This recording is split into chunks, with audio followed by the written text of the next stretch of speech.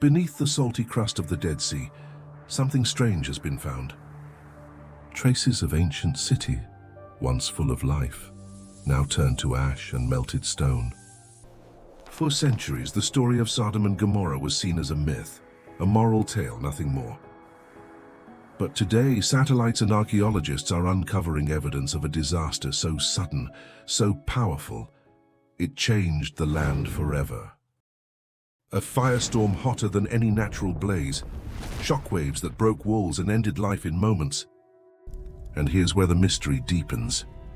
More than 1400 years ago, a scripture described this same destruction, fire from the sky and cities turned upside down.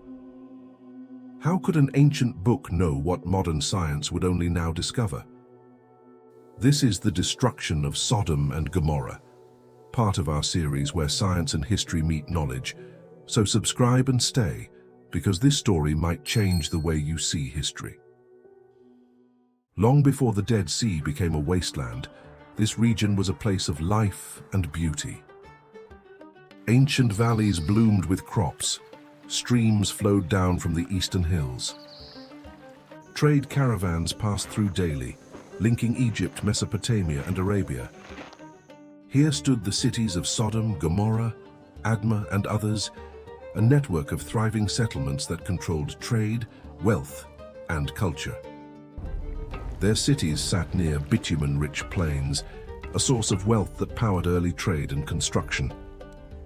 The people lived in comfort and prosperity. Their homes were built with skill, their markets filled with goods from far lands. Travelers came seeking opportunity, rulers boasted of their power. To the outside world, it must have seemed like a paradise rising from the desert, an example of how human brilliance could shape even the harshest land into wealth and wonder. And yet, beneath that surface of progress, history would soon take a darker turn. Prosperity bred arrogance, power turned into pride. As their cities thrived, their values began to erode. What was once seen as shameful became celebrated. Boundaries of morality and nature were crossed without hesitation. Ancient accounts describe acts of violence, greed, and open sexual misconduct. Behavior once hidden, now practiced in defiance. Guests and travelers were no longer safe. Human desire had turned cruel, mocking the very idea of decency. Warnings came from among their own people, voices that urged restraint, compassion, and reform, but they were silenced. Their message was unwelcome in a world drunk on pleasure and power. To them, progress meant freedom from any moral limit. But beneath their glittering walls, danger was forming. The very ground they stood on, salt plain, those gas pockets, unstable layers, was as fragile as their fading conscience. And then, one night, the balance broke. The skies erupted, the land split apart, and the cities that once shone with wealth and desire were gone, swallowed by flame and silence.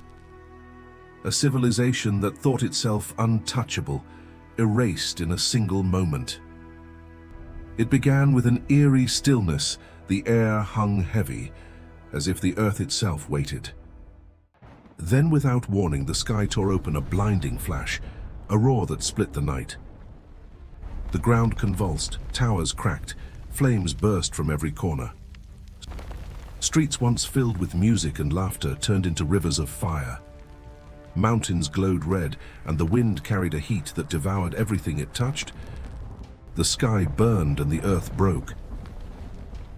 Homes collapsed, temples crumbled. Those who ran found nowhere to run. Those who hid were buried beneath the falling stone. The Valley of Gardens became a pit of ash and smoke. When the storm passed, only silence remained, thick, hollow, final. The ground lay split and salted. Where cities once shone with life, nothing moved. Nothing breathed.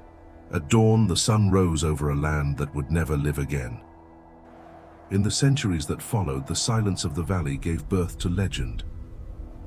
The story of Sodom and Gomorrah lived on long after the cities vanished.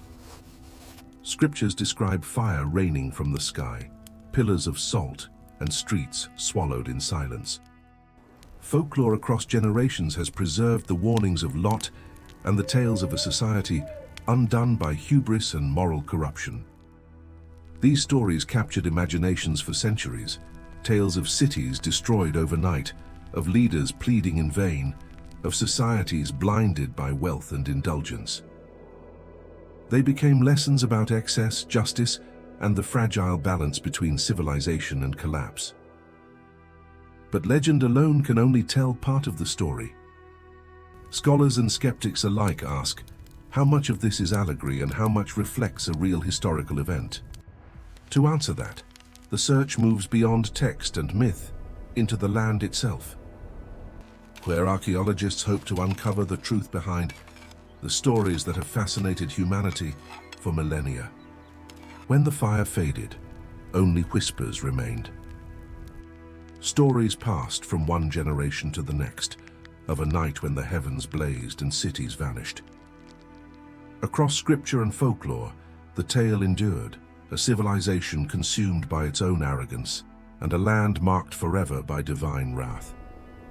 But time has a way of turning tragedy into legend. For centuries, people spoke of pillars of salt, of a prophet's warning, of smoke rising from a valley near the Dead Sea, yet no one could say for certain where those cities once stood. To some, it was a moral parable, to others, a myth told to keep pride in check. But to a few scientists, historians, and seekers, it became a mystery waiting to be solved. And so, the search began, not in scripture, but in the stones beneath the sand. When the fire faded, only whispers remained. Stories passed through generations, of cities swallowed by flame and salt, of a prophet's warning ignored, of smoke rising where once life thrived. For centuries, these tales lived on, part scripture, part folklore, a warning about pride and power turned against their own makers. Yet one question endured: were these just stories, or memories of something real? That question drew explorers and archaeologists to the southern edge of the Dead Sea, a landscape where earth and salt seem to guard ancient secrets. At sites like edh-Dhra and Numeira, first noted by William Albright and later excavated by Paul Lapp, Walter Rast, and Thomas Schaub, a buried world began to surface. What they uncovered was astonishing. City walls 4 meters thick, gates charred by fire, and ash sealing entire homes in a single moment of destruction. In nearby cemeteries, over 20,000 tombs revealed a civilization vast, structured and thriving, until the day it was not. Even the ground speaks. Traces of sulfur, salt, and scorched sediment still cling to the ruins, as if nature itself recorded the event in its memory. Whether by divine judgment or natural fury, the evidence points to one truth. Something extraordinary happened here, and beneath the silence of the Dead Sea, the earth still seems to whisper, the story of a fire that refused to die. The land around the southern Dead Sea is unlike anywhere else on Earth. Beneath its quiet salt plains lies a restless world, shifting fault lines, trapped gases, and layers of volatile minerals. Geologists call it one of the most unstable regions in the Middle East. Some believe a massive earthquake along the Jordan Rift Fault could have released gas or bitumen, sparking an inferno that rained fire across the valley. Others point to evidence of extreme heat, minerals melted into glass, layers of ash and sulfur scattered through the ruins, traces of temperatures beyond the ordinary. Modern research even suggests a meteor airburst, much like the Tunguska event in Siberia, where a fireball exploded mid-air, flattening everything below. Whatever the cause, the valley still bears the scars of violent transformation. Science may explain how, but not why. For centuries, the story of Sodom and Gomorrah lived in scripture. Divine fire, cities overturned, a punishment written in stone and salt.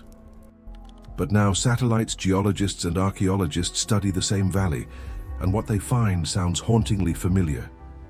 Fused rock, sulfur crystals, layers of ash sealed by fire. Cities that seem to have been, quite literally, were turned upside down. Skeptics call it coincidence, the chaos of nature retold as myth. Believers see precision, a record written long before science caught up.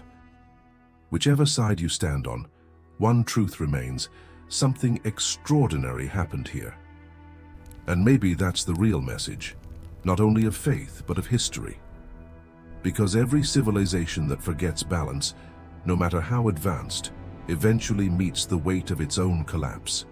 If you've been part of this journey, where science and history meet knowledge, you already know we don't just tell stories, we uncover them together.